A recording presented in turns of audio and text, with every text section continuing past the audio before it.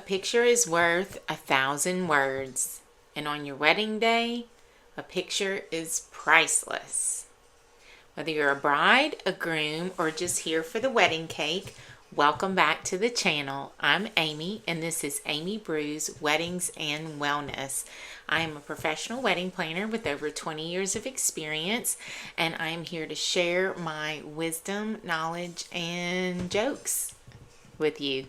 So today we're going to be talking about photography advice from the perspective of a wedding planner. All right, so disclaimer, I am not a photographer, but I have worked with many professional photographers, and I have a lot of experience with wedding day and photography and how that goes and plays into your wedding day. So I wanted to give you some of the things that I think are most important to think about and to do in regards to your wedding day photos. All right, so grab your champagne and let's get to it. Okay, so before we dive in, I did want to go ahead and mention that your photographer is going to be the second vendor after your wedding planner. Actually, sometimes it's the first, but I would say your photographer needs to be at the top of your priority list for the vendors that you book. And there are a couple of reasons why, but one of the main reasons is most of the time you're dealing with an individual, not a company. Or even if you are dealing with a company, you are probably looking at an individual's work as a consideration. So when that person is booked, they're booked. So same thing for myself. When I'm booked for a date, I'm booked for a date. I can only do one wedding at a time on a day. Most photographers will do this. Some photographers will only take one a weekend or different types of limits, but they're definitely not going to be able to do, most likely the same person will not be doing multiple weddings in a day. So you're going to want to really prioritize booking that vendor as soon as possible. So you are going to want to look at their work, of course, look at their editing style, their overall creative style, but I also want to encourage you to reach out to them, connect with them. Your photographer is probably the other vendor second to your wedding planner that you're going to be spending the most time with.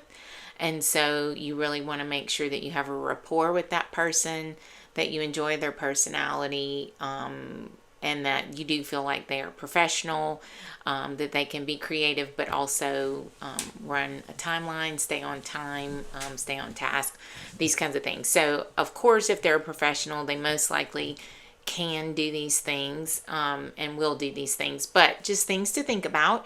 There are a lot of photographers out there, and they're all going to edit differently. They're all going to have somewhat different styles.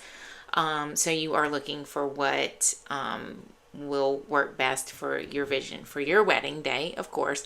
But at the end of the day, these things are just important to consider when you are hiring your photographer. So now, with that out of the way, let's get to the top 5 things that I think you might regret not considering in your wedding day photography. First thing to consider so that you don't have regrets with your wedding day photography is actually something that's going to take place before the wedding day, and that is have an engagement photo shoot.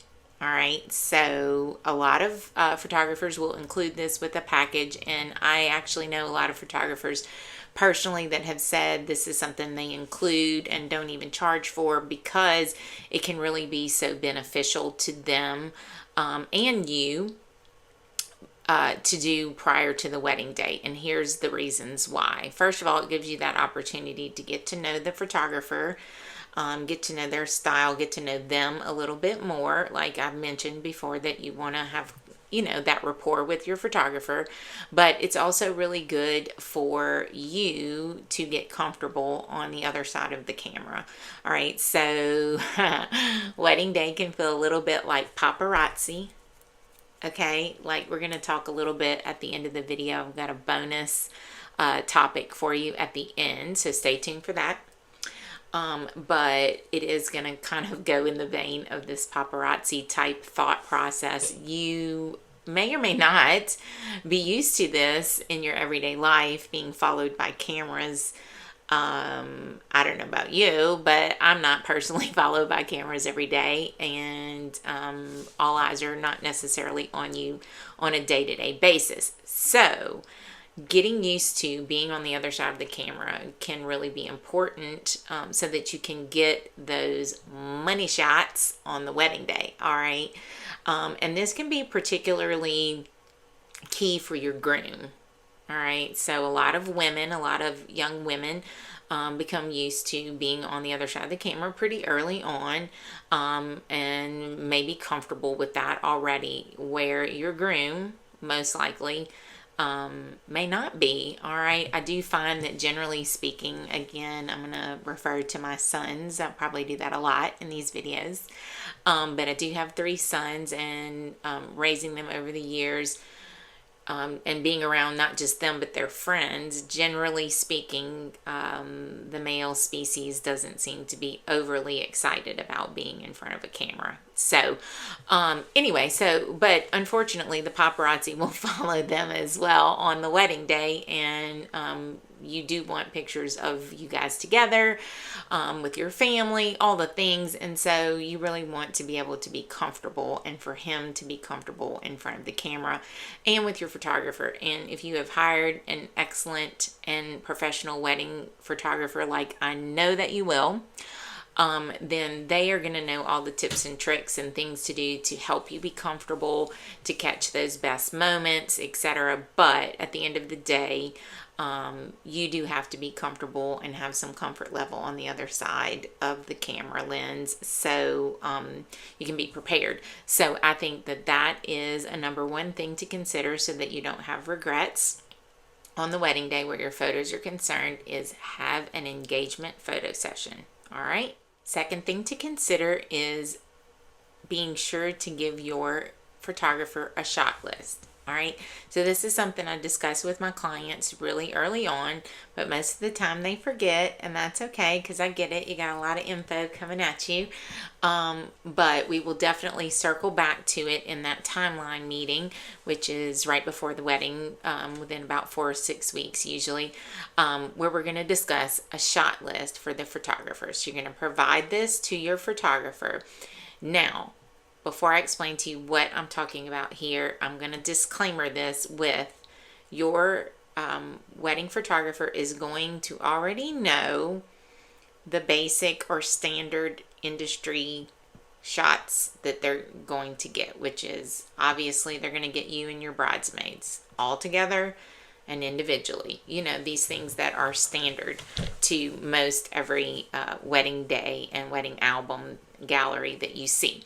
All right, so what I'm talking about is making sure that you provide them a list of anything special that you want to make sure that they capture. All right, so I'm going to give you an example from my son's wedding day. My sweet daughter-in-law was gracious enough to accept wearing my mother's garter. It was blue, it was borrowed, and it was old. So that was just a little something. And my mom had passed away at this point, just a few months before their wedding. So this was something really special to me. So we made sure that her photographer knew what this was, what the significance of the garter was, and that she got some photos of it. All right, so this was on our shot list. So that's a good example. Or I'll tell my my brides, you have a gift for the groom or your mom or dad, or you know, something personal. Let the photographer know anything that you want to make sure that they get a photo of that may not be a standard wedding gallery type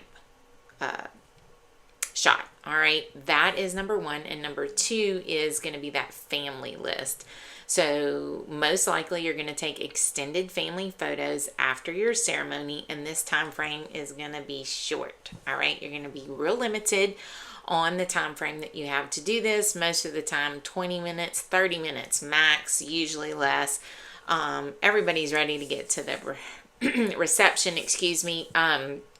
You know, so you really just want to be as organized and on top of it in this time as you can be. So one side note to make is that the people that you want in these photos, you need to alert them. All right. You need to tell Uncle Joe, because he will jet immediately and be first in the bar line if you don't let him know to hang back for that extended family photo. That's a side note. But for your photographer, you're going to want to give them the details here so that you can keep this as quick and as smooth as possible. And again, you don't have to have every person's name listed. They don't need all of that. You know, Smith family, you're up. Jones family, you're up. You know, just try to keep that rolling so that they know what you want, those specific shots that you want to be taken on your wedding day. So please consider this so that you don't regret not having certain shots. And it's because your photographer isn't a mind reader, so if they don't know who your family is or what special thing you want, then they may miss it unintentionally. So make sure you don't regret not giving your photographer a shot list. 3. All right, this one is a loaded one that might even require its own video, but I'm asking you just to consider these things so that you don't regret them. So don't come at me with guns a-blazing if you are anti-first look, okay? So I was married in 1997, 98, 97. Don't tell my husband. And that wasn't a thing yet. All right. Or if it was something that I hadn't heard about. And I did plan my own wedding, and that's how I decided that I wanted to be a wedding planner and work my way into it. And it probably took 5 to 7 years before I was able to do it, but I did it. Side note. With all that to say, I am obviously all about the logistics. I'm a wedding planner, and so I'm making your timeline. I'm trying to make sure everything is going to run smoothly. I'm considering the time in this and making sure that you get everything you want and need done in the time frame. Okay, so it's one day. That's all we got. 24, well, not even 24 hours. Most of the time we have less than 12, but I digress. You are going to want to consider doing a first look with your groom or bride, whomever you are watching this. Now, I know that the trend has gone back to more traditional, which was like what my husband and I experienced, which was the first time he saw me in my wedding dress on the wedding day was when I walked down the aisle. Okay, and it was very sweet and it was very emotional and all the things. But I will tell you, with someone with lots and lots of wedding day experience now, well beyond just my own, is it's always like that. Like, I love to look at the groom and see his face as the bride comes down. Even if they have had a first look, there's something about that moment when she comes in, or comes down or comes out or wherever, that is just emotional. And there's a moment there where you're like, wow, this is it. We're getting married. Okay. Because that also is a whole nother video about, let's talk about the fact that we are planning a wedding, which is like a ginormous party.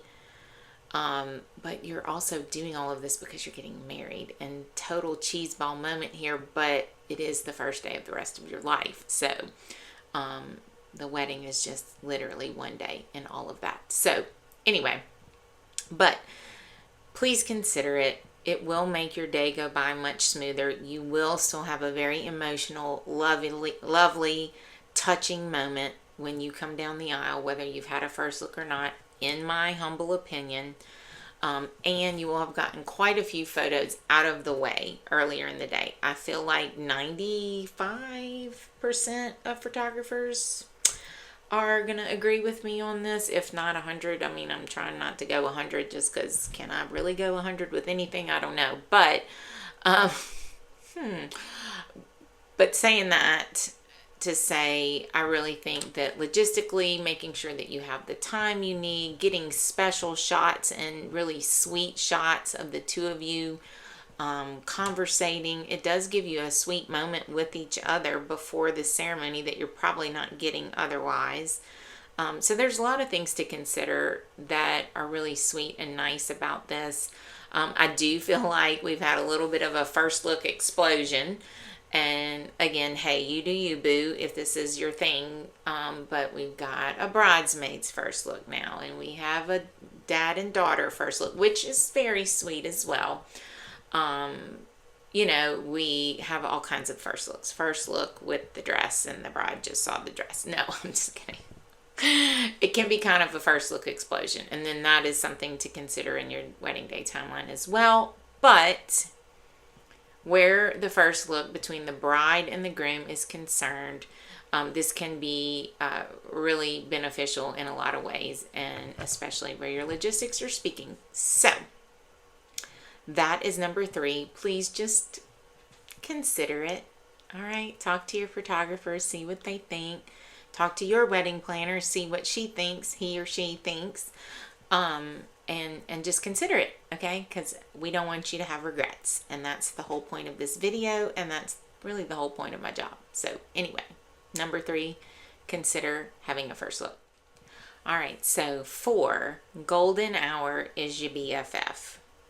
All right, so that's not really the regret. The regret, or the potential regret, is not considering sunset or daylight time frame in your photography timeline or overall timeline for the day. All right, so I feel like a lot of brides and grooms sort of like just get in their mind like this vision of what they think their day is going to look like, and of course it's always sunny and beautiful, and it's always 60 degrees in California, you know, whatever it is, whatever the saying is. That is what I think a lot of people just automatically think this beautiful day in their mind. They envision their ceremony at this peak beautiful time. All right, so, but, and it can be, if you plan it, we have to think about it. We have to Google sunset. When is sunset? And golden hour is that sweet, dreamy time right before. Your photographer is probably going to be well versed in this, and or probably your wedding planner as well, potentially. But you're going to want to consider this before you just slap a time on your invitation. And the time of year makes a difference, right? Because we just experienced spring forward, and now we have longer days, longer daylight, and that's always a positive for a wedding day typically. You won't have to worry about running out of daylight. And if you don't do a first look, here's a little side note. This can be really crucial because you have not done any of those portrait photos, those couple photos together until after your ceremony. So if your ceremony is at 6:30 p.m. and the sun goes down at 6:42, then you don't have any more daylight by the time you're done getting married to take photos outside with your new husband or wife. So just really something you want to think about when you are planning, selecting that ceremony time and thinking about the photos for the day of. All right, so that one's kind of short and sweet, but it is something that you do want to consider. 5. All right, last thing that you are going to consider before I give you my bonus. So hang in.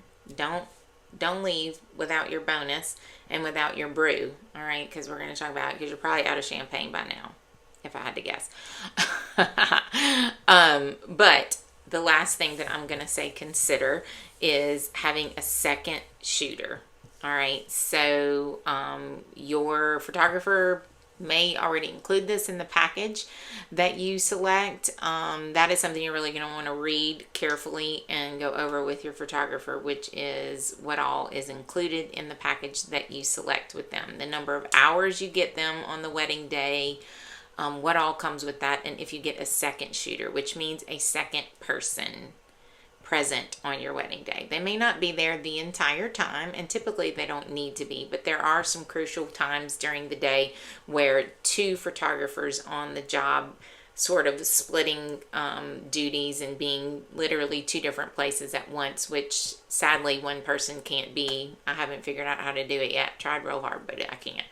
Anyway, the second shooter can really help out. The second shooter's probably going to get photos of the groom, and the groomsmen getting ready. They will get detail photos. They will get different angles during the ceremony. Just things like this. Your photographer can definitely explain it in more detail, and it might cost a little bit extra, but in my opinion, it is well worth every penny. So I would, last but not least, consider having a second shooter on your wedding day. All right, so that is the last thing. And our bonus today, drum roll, is something that's really not rocket science at this point, guys, but it just kind of brings us into a bonus topic. All right, so unplugged ceremonies. These have been happening for a while, right? We've had this revelation, and it's kind of been out of necessity because everyone has a cell phone, and Uncle Joe or Aunt Ida are super pumped about their phone, and they're in the aisle and they're doing their thing and whatever, right? And so we've got cute little signs. Please, welcome to our unplugged ceremony, whatever. All right, well, first of all, just side note, nobody reads the sign. So the best thing to do would be to have your officiant, or if need be, your wedding planner, someone make a clear announcement right before the ceremony begins. I hate to break it to you, but there are going to be some people that are going to do this anyway, and I'm sorry. I don't know. The bottom line is people don't listen, but that is something you're going to want to consider, because you really don't want someone's camera, cell phone, iPhone in the shot, blocking, literally putting their whole body blocking your photographer that you have paid quite a bit of money to catch your wedding day. All right, so I've seen this happen many times. So I do still promote and want to mention the unplugged ceremony. Now, is this the bonus? No, it is not.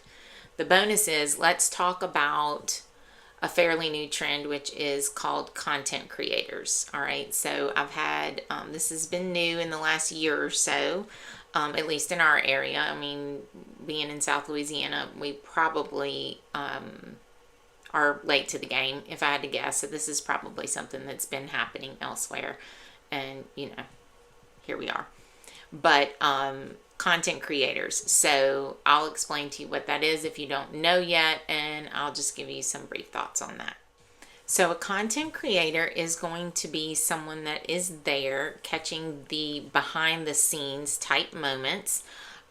All of this is going to be done with their cell phone, right? Most likely. I mean, I think I've seen possibly some other types of filming going on, but generally speaking, we're talking about iPhone footage that's being caught, videos and photos that are being taken during your wedding day, in addition to a videographer, in addition to a professional photographer. And what's going on here with this trend is that this is really geared towards the social media, right, that we're dealing with, that we love. I mean, we are, we're on YouTube, right? I mean, nobody's saying that there's anything wrong with this, but this is, this has created this whole new facet of a wedding day. And should I hire a content creator? That has been a question a few times, and I have had, I think, 3 weddings now where they have hired a content creator. Usually my way of directing someone to answer this question, because questions like this are personal, in my opinion. Like, this is a personal thing to you. First of all, we're spending your money, so you have to consider, is it worth the cost? All right, do you have it in the budget? Is it something that you want to find the money for in the budget? And that's going to be, is this something that matters to you? And a lot of young ladies, brides in particular, all of us, like, we really are into the social media. We want to have those things that we can post. We want to have the reels. We want to be able to do a TikTok, all of the things, right? I get it. I do. I like it all too. And so this is a way to have all of this done for you. And then you also are going to have that more like instant gratification. Okay, that's where I'm trying to go. So you have that instant gratification where you do have to wait for your photos to be edited and your video to be edited and come back to you. And, you know, and a lot of photographers now are doing an excellent job. Everyone that I work with is excellent. I just have to say, shout out to my peeps. You know who you are. I love you so much. I can't name names because I will surely forget someone and then I will be in big trouble. But they will typically do sneak peeks, which is great because they know everyone is really on the edge of their seat, including us, including your vendors, who really want the professional photos of all the hard work and the beautiful day that comes from that. So, but instant gratification from a content creator with the photos, with the videos, all the things can be a real positive for a lot of people. So, the only thing I like to note is that to me, and that's where we're wrapping it into the paparazzi from the beginning, it just adds to that. All right. So often you're going to have a videographer, they're going to have a second shooter, at least one. You're going to have a photographer, they're going to have a second shooter, at least one. You're going to have a wedding planner that has an assistant. Now, we're not following you like paparazzi per se. We definitely don't have, well, we might have cameras. We might be snapping a few photos with our phones. But then you also are going to have a content creator, and they likely have another person with them potentially as well. So it really starts to feel like a Princess Di moment here, okay? Or Kate Middleton or Meghan Markle or whoever, whatever royal you identify with at this point in your whatever generation you are from. You are feeling the paparazzi vibes, all right? And so sometimes that can be a lot for some of my girls, and not everyone thrives in this environment. So that's really the main thing I would say let's think about. But it is super cool. I enjoy it. I'm not downing or discouraging any content creator or any hiring of a content creator. Absolutely do it. It's just like any vendor that I'm asked about, or anything that I'm asked about for a wedding day, is that I'm really going to turn it back around and try to get you to reflect on whether that's something that you want to, that you really find value in, and that you want to put your budget towards. All right. So bonus info on the new, not so new content creator sitch. All right. Finishing up with our brews for the day, we have another Disney mug from the collection. This one is Edna Mode. Love her, love fashion. That's just a side note. We haven't gotten to much fashion yet, but love the fashion, love the accessories, love the makeup. I'm sure we'll get to it. But lots of her famous quotes on here. But the one that I like the most for today is "Luck favors the prepared." So that's really what we're talking about here, guys. You are in the midst of a very emotional process full of lots of details and decisions. And so my role here is just to try to help you think about some things, use some of my wisdom, and maybe make this process a little easier for you. So be sure you keep on keeping on with that champagne and that cake in hand, and that you like and subscribe. I hope this video helped you. So if it did, please like the video, share it, subscribe to the channel, hit the notification bell, and I will be excited to see you next time.